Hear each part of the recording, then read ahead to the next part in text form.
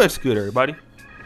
It's your boy, O'Shea Duke Jackson, back at it again with another episode of the Celebrity Junk.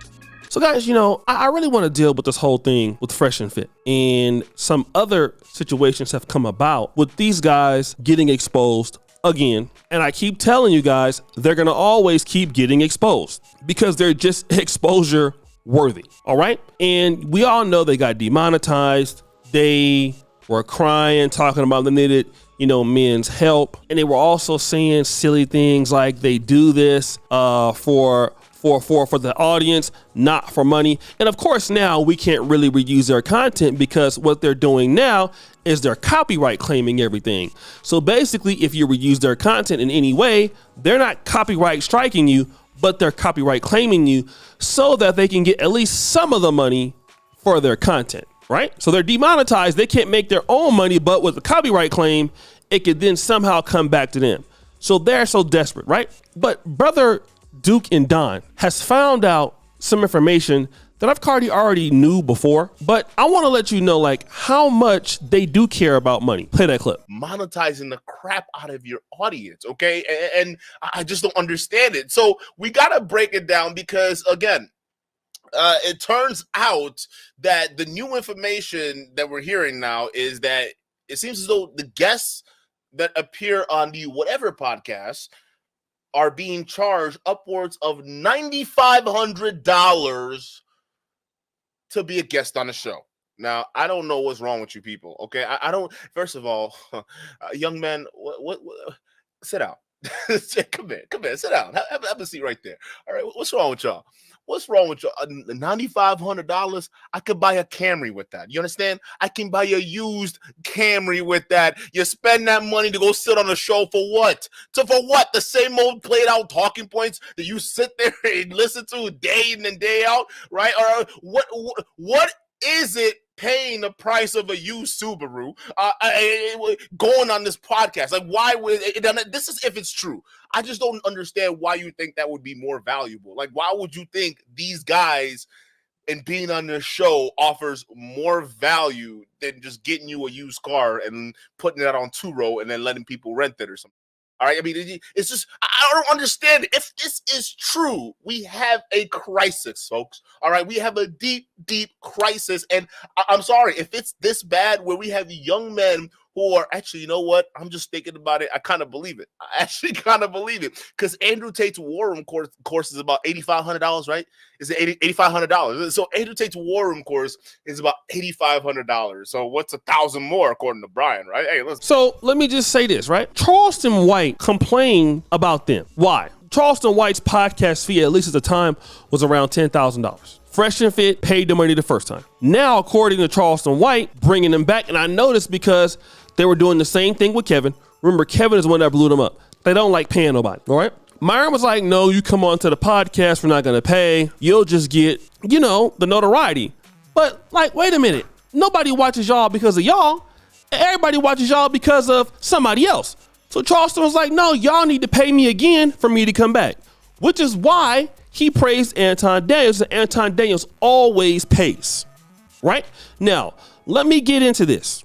So at the same time, they don't want to pay. If you want to appear on their podcast, you're paying $9,000 or $10,000, okay?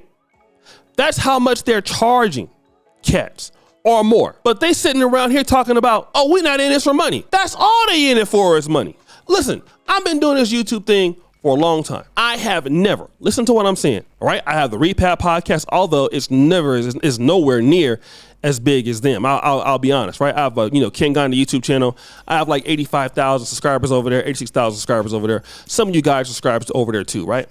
I have never charged somebody to come onto my platform. Never. I've interviewed guys who had 30 subscribers. I've interviewed guys who had less than 1,000 subscribers. One of them, the lead attorney. He's even bigger than me now on the platform. Another guy, Pocket Watching with JT. So many other guys who wasn't big in the space. Kevin Samuels. Those are names you guys remember. Never charged anybody to collaborate on my channel. Yet these guys are talking about it ain't about the money when it is about the money. And all the time, these guys are selling these guys shady courses. I mean, he talked to, Andrew Tate, $8,500 for a course.